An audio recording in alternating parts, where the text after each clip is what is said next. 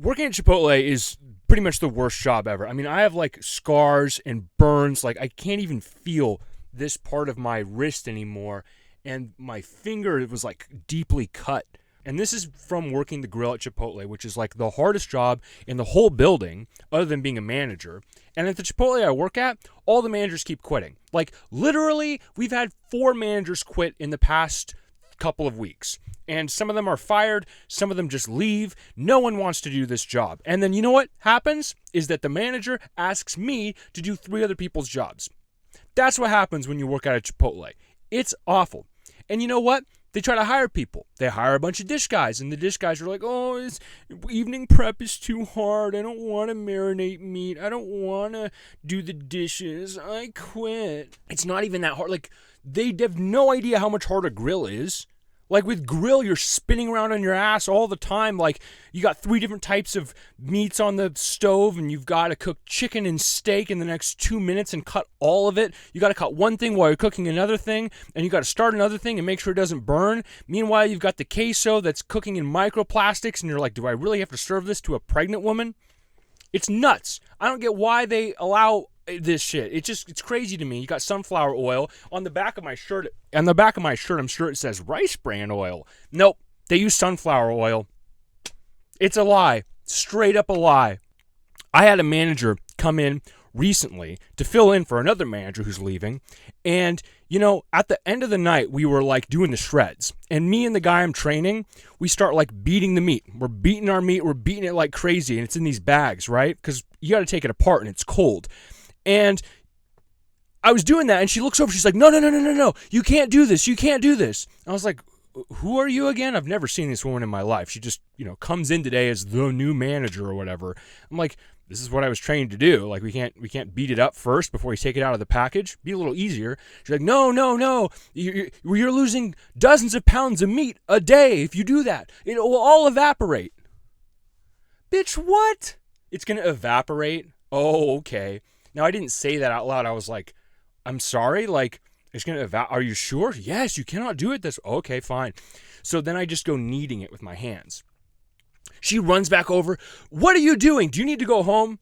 How dare you? Do you need to go home? Oh, what did I do? You can't even, I can't even do what? I can't knead it? Yes, you can't knead it. You have to take it out of the bag and peel each piece apart. And you know why this doesn't fucking matter? Because what's going to happen is, by the time the morning crew is done using all the shreds I made for them in the evening, because I close grill and it's a giant pain in the ass, 3 hours of sweating and cleaning the grill and doing all this shit under fluorescent lights. And this doesn't matter because after the time that I'm done finishing all these shreds and then the morning crew goes through them, then there's not going to be any shreds left in the afternoon, and I'm going to be pulling the shreds directly out of the bag and dropping them straight in the pot without any shredding. I'm going to be mashing them up, trying to get the reasonable chunk size so that people can actually bite into it. And it's like, what's the point of spending all this time doing shreds and doing them oh so perfectly when they're just going to get dumped in the pot later or earlier? You get what I'm saying, right? It doesn't even make sense. And she's like flipping out at me like, and then she goes to my manager and says like, you should fire him. He was disrespectful. Fortunately, my manager knows that if they fire me, then like there's not really that many other people who can do grill effectively. I also have a reasonably good reputation at this restaurant, so thank you for having my back. But like, gosh, man, these managers get so butthurt the moment you tell them, hey, like, can you answer my question as to why we can't do this? Gosh, there's one thing that terrifies a manager, and it's asking a question. Sheesh, man. And something else I saw a few days ago, because we had to have the restaurant front end closed and we only were serving through the drive-thru. And this dude came to the door, like lots of people were coming to the door, but this one guy came and he was like banging on the door like he really wanted to order Chipotle. And I was like, I kind of like waved at him. I was like, bro, we have the restaurant closed. You have to order through the drive-thru. And he's like, I have cash. I only have cash. Please. And I was like, there's nothing I can do, man. He's like, there's 6 of you in there. And I could see like a tear forming on a grown man's eyes. This is like a well-dressed man wearing like a Patagonia sweater. Like this dude had hundreds of dollars in it. He showed me hundreds of dollars in his wallet. Like, get a grip, man. You're a grown-ass man crying about Chipotle. I mean, come on. And you know what? I quit. That's it. I'm done. I'm quitting this stupid job. I've had enough. I'm putting in my 2 weeks. It's over. I'm so finished with this. And you know what? Another crazy thing is that my boss, the one who I was talking about in the last video, he just put in his 2 weeks, and he was about to just leave without even putting in his 2 weeks because he was so fed up with the whole situation. Isn't that something?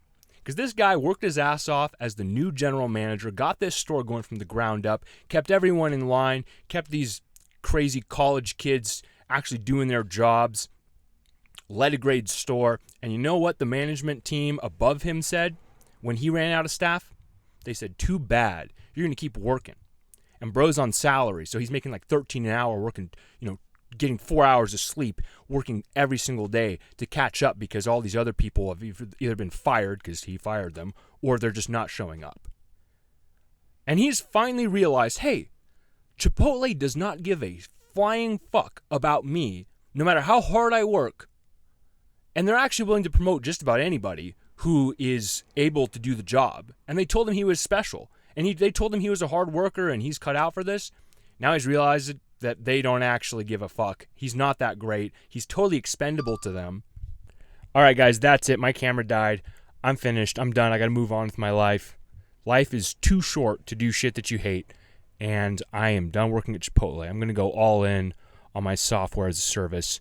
I really built the best chatbot. It's like the Lamborghini of chatbots. So if you want to be one of the first people to use it, hit me up. You can follow me on Twitter if you want to learn more. Hey, guys, like the video if you haven't already, and make sure you subscribe. I'll see you tomorrow.